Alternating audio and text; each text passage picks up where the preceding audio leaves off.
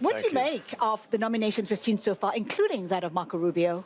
Well, I like Marco Rubio. I think he's served with him in the Senate. He's a capable guy. I think he'll be able to fill those shoes pretty well.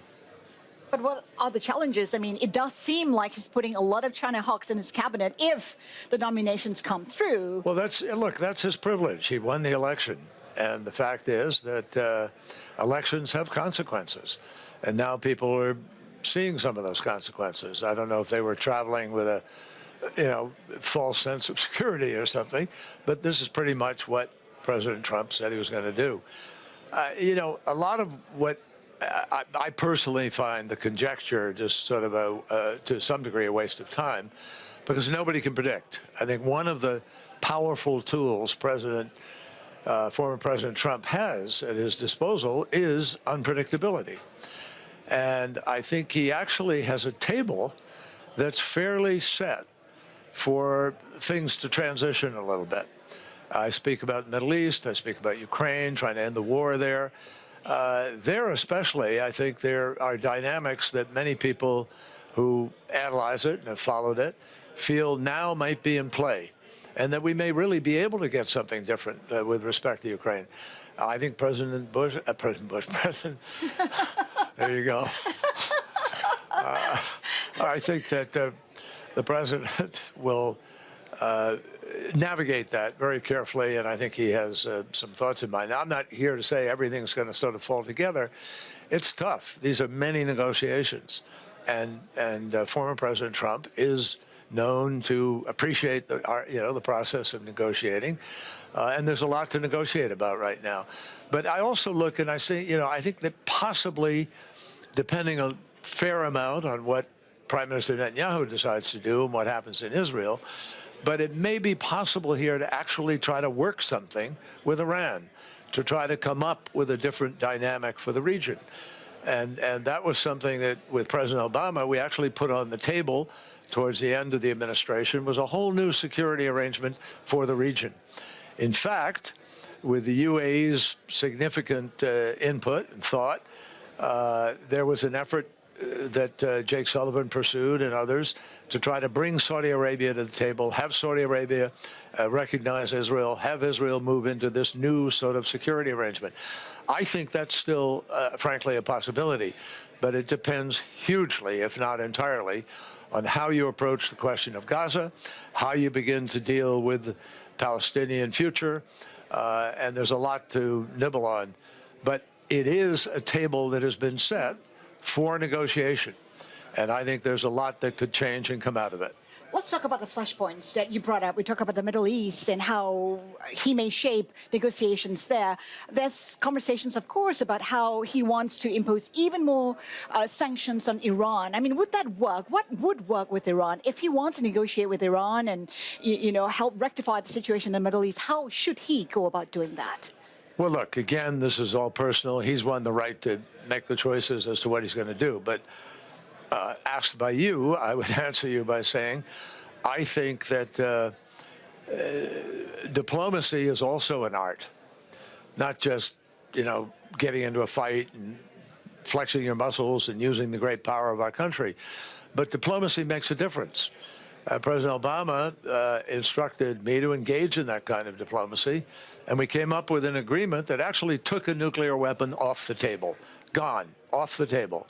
And it was off the table for, it would have been a year and 2 months or more for breakout to have a weapon. Now it's a week. And there's no way you can persuade me that Israel and the region are safer because Iran actually could break out and have a nuclear weapon. Now, do I think they're about to do that? No, I don't. But the fact that and I don't have the intelligence briefing of the latest that says what they're doing, but I suspect that the intel community would agree that they haven't broken out yet, and they might yet be able to be prevented from doing so if there were some sort of overture. It can be back channel, it can be secret, and there are lots of ways. And I have no illusions about how tough that is, because we did it for 4 years. But And Iran has been menacing, clearly. Iran supports Hezbollah. Iran supports the Houthi. Iran supports the Hamas and so forth. And that has to stop. But you've got to begin to talk to somebody. You've got to begin to explore the possibilities. And one of the things I resolved many years ago was, before you send young men and women off to war, before you are empowering the capacity for war, make the efforts. Get caught trying to find if there's a better route before you ask young kids to give up their lives. As it stands now, do you see the chances of an escalation in the Middle East as it stands now? As it stands now, there is the possibility of escalation. There's also the possibility of mistaken calculation on one side or the other, or several. These are dangerous parties in some cases. And I think, and Israel suffered on October 7th, something that none of us ever thought we'd see looking back on the history of the Holocaust and other things. That was as racist, as enraged, as brutal, as sexist, as craven as anything any of us have seen in our lifetimes. And so it did deserve a response. The question is, where do you take that response? How do you begin to patch something back together?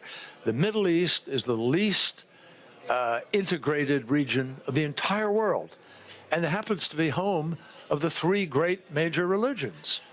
And the sites and the history that are there for people to begin to open up the vision of peace and begin to talk about working together and living together and building together. The world needs that today more than anything else.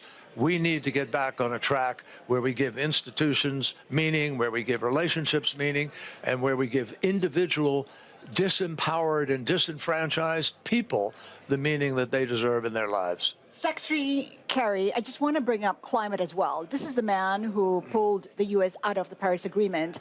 How do you see efforts to fight the climate crisis in the next year? Do you see a dialing back? I mean, are you concerned? Well, a lot of that depends, let me just say, to some degree that depends on what President Trump will decide to do. If he pulls out of the Paris Agreement, another 195, 96 countries are going to continue to be in the agreement.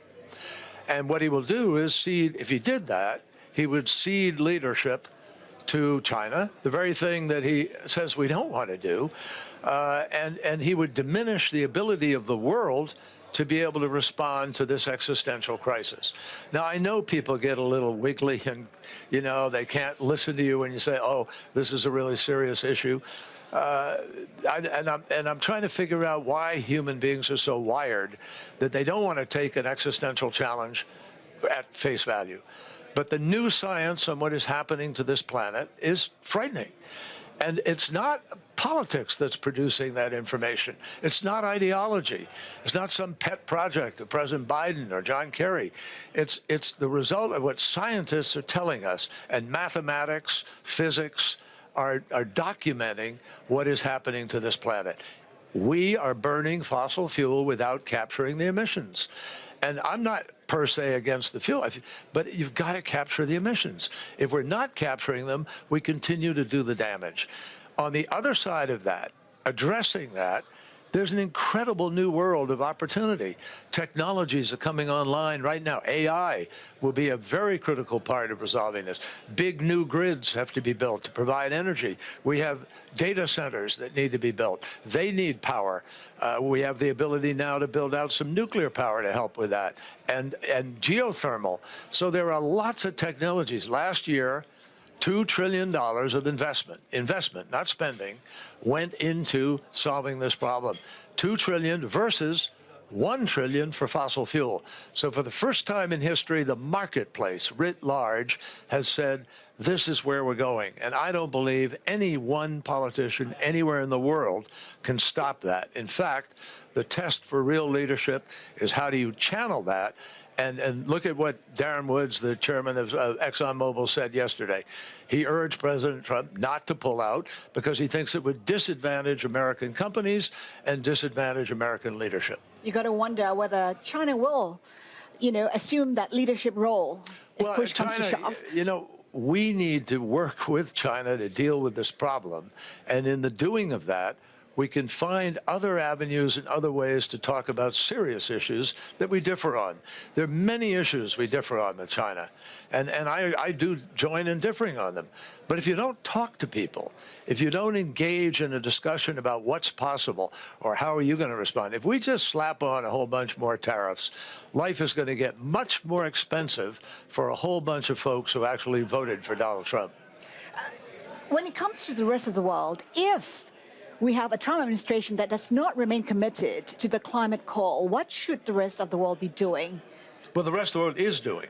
I mean, this is the What more should they be doing? Well, everybody needs to speed up. What we need is more speed, bigger size, and more money. We need to actually excite. What the Inflation Reduction Act did in the United States was excite a whole bunch of entrepreneurial activity with innovation. We need to do more of that on a global basis, and we'll win the fight. We can win the fight.